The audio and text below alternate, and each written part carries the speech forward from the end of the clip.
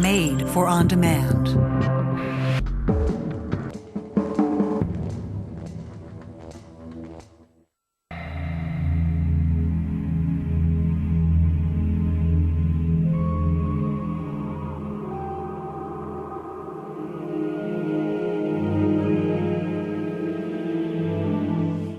What we're doing here is we're setting up some equipment in the hall mirrors. This is where most of the sightings of Emily have happened. We're going to be covering it with electromagnetic field detectors. We're going to also set up some infrared night vision cameras, and hopefully we can get a picture of Emily. Out of all the places I've investigated over the past 20 years, I'd have to say that the Flanders would definitely make it in my top 10. We set up our video cameras, we set up our motion sensors, and right now it's just a waiting game. We've never had an instance where we've come here and haven't had any activity, so that's definitely something that's very consistently active. We cleared the area, we sat back to monitor the video, and the motion sensor went off. Basically, it detected movement in an area where there was no movement whatsoever. The motion sensor needs something that's giving off infrared heat to chime or to give the alarm sound and know that there's something moving. And since there's nothing over there and we were all on the opposite side of the room, there should have been no reason for that to go off. So something unseen, but yet visible to the infrared spectrum, walked in front of that motion sensor and set it off.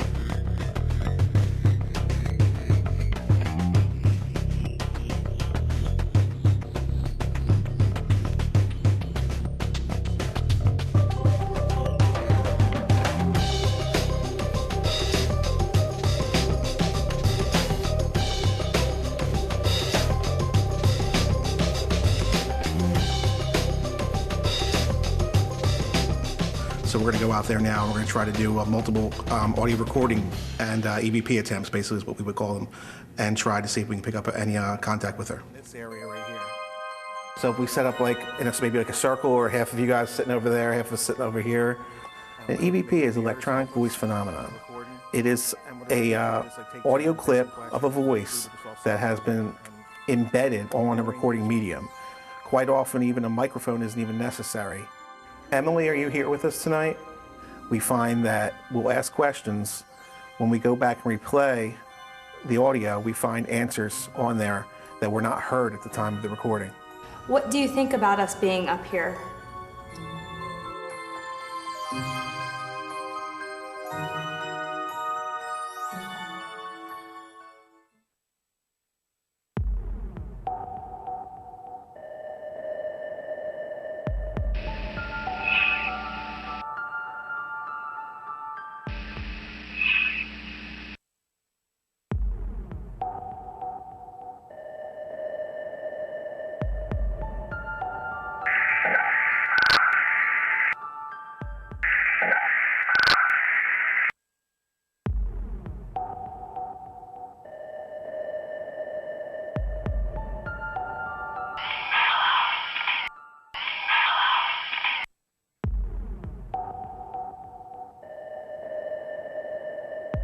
Want to say goodbye?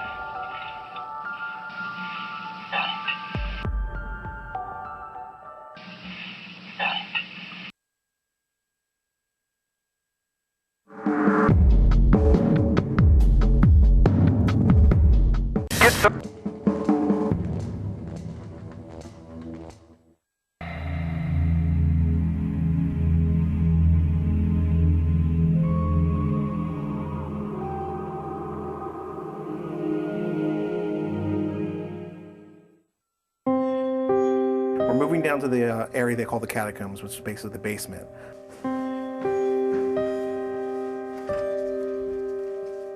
Upstairs, we get a lot of electronic evidence. We've got a lot of EVPs up there, a lot more things with the video.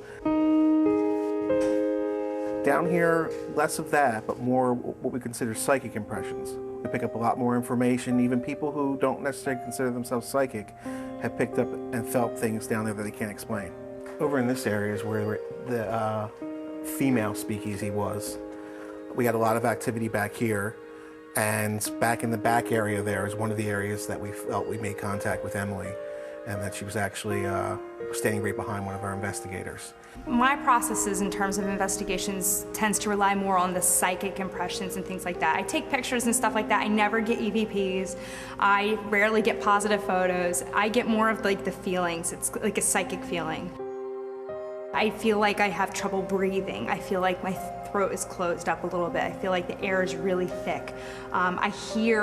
I psychically hear these messages that Emily is coming through with. And then I'll see blips or images, like in my mind's eye, of different things that are kind of taking place. So mine is leans more so on the psychic side of things as opposed to maybe the scientific side of things. The very first investigation, because it was just right about here, where it was probably 4 of us sitting. It was while the one investigator was she was actually sitting with her back facing here. We were all sitting like Indian style, and she was picking up on Emily very strongly. I was sitting across from her, facing her, and we were getting the EMF readings that were just off the charts, just around her. And I felt like someone had their hand on my shoulders and just pulling me backwards. And the more I would try to lean forward, the harder they would pull back. So almost where I almost tipped. And then as soon as Emily stopped communicating with the one girl, the EMF reading stopped, the pulling sensation stopped, everything just completely stopped down here. The last time our group was here, though, people were actually getting nauseous from the swirl of energy. The way I describe it is it felt like being in like a whirlpool or a wave pool, and you could physically feel it. If you actually stood and watched somebody, you could see them start to almost sway back and forth. And there's people that never feel anything at all would stand in these certain areas, they would feel it as well. And we think that was also the spirits maybe trying in a way to get us to associate the drowning that we felt down here with maybe the person being churned up in the waves. I've been experiencing more of what we're calling the daughter, and I was picking up the name Elizabeth, and she's a really strong spirit, and like Jamie was saying, tonight I'm experiencing who people are calling Emily, which I didn't last time, and it's very sad energy for me. Down here in the catacombs, I sort of feel pretty much like the mother is reaching out to us. She feels guilt.